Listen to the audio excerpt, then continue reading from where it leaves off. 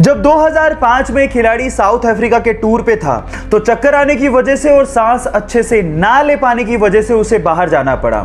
जब जांच हुई तो पता लगा कि उसके दिल में छेद है। इलाज कराने के बाद उसे एक बात तो समझ में आ गई थी कि लाइफ बहुत ही अनप्रेडिक्टेबल है, कल का भी भरोसा नहीं है। इसलिए पॉजिटिवली उसने डिसाइड किया कि वो अब खुल के जिएगा और खुल के खेलेगा।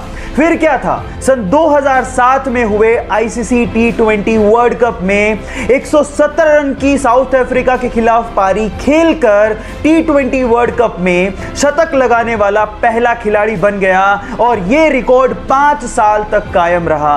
Yes, I am talking about the sixer king Chris Gayle. Guys, यहां सीखने लायक बात यह है कि खुल के जियो, जो लाइफ में पॉजिटिवली करना चाहते हो वो कर लो, क्योंकि क्या पता कल हो ना हो। इंडियन पुलिस, इस नाम से हमें खाकी वर्दी में एक मोटे से आदमी के ख्यालात आने लगते हैं, लेकिन अब नहीं आएंगे। इस वीडियो को देखने के बाद इंडियन पुलिस के लिए आपके परसेप्शन बदलने वाले हैं। नाम है सचिन अतुलकर, उम्र 34 साल, पेशे से आईपीएस और अभी उज्जैन में एसपी की पोस्ट पर तैनात हैं। लेकिन बॉडी के मामले में सलमान खान, जॉन इब्राहिम, ऋतिक रोशन तक पानी भरते हैं। बंदा 1.5 घंटे तक जिम में पसीना बहाता है और इसकी सोशल मीडिया फैन फॉलोइंग देख के आपके दांतों तले उंगलियां दब जाएंगी। क्या लगता है, इसको देखने के बाद इंडियन पुलिस के लिए आपका परसेप्शन चेंज हुआ क्या? चैट सेक्शन में लिखना मत भूलिएगा। आपके प्यार की हद कितनी है? आंसर देने से पहले कहानी जरूर सुन लेना। यह बात 1970 की, जब स्वीडन से एक टूरिस्ट से एक इंडियन आर्टिस्ट को पहली नजर में प्यार हो गया। उसके बाद वो एक दूसरे को डेट करने लगे और फिर शादी हो गई। लेकिन कुछ कारणों की वजह से उस लड़की को वापस अपने देश लौटना पड़ा। लेकिन उस लड़के ने कहा था कि हम लोग एक दिन फिर से मिलेंगे।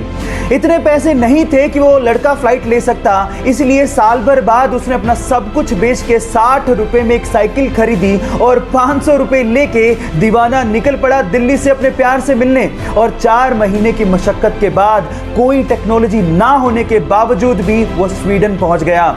इतना शिद्दत वाला प्यार देखकर लड़की के माँ बाप ने लड़के और लड़की की फिर से स्वीडन में शादी करवा दी।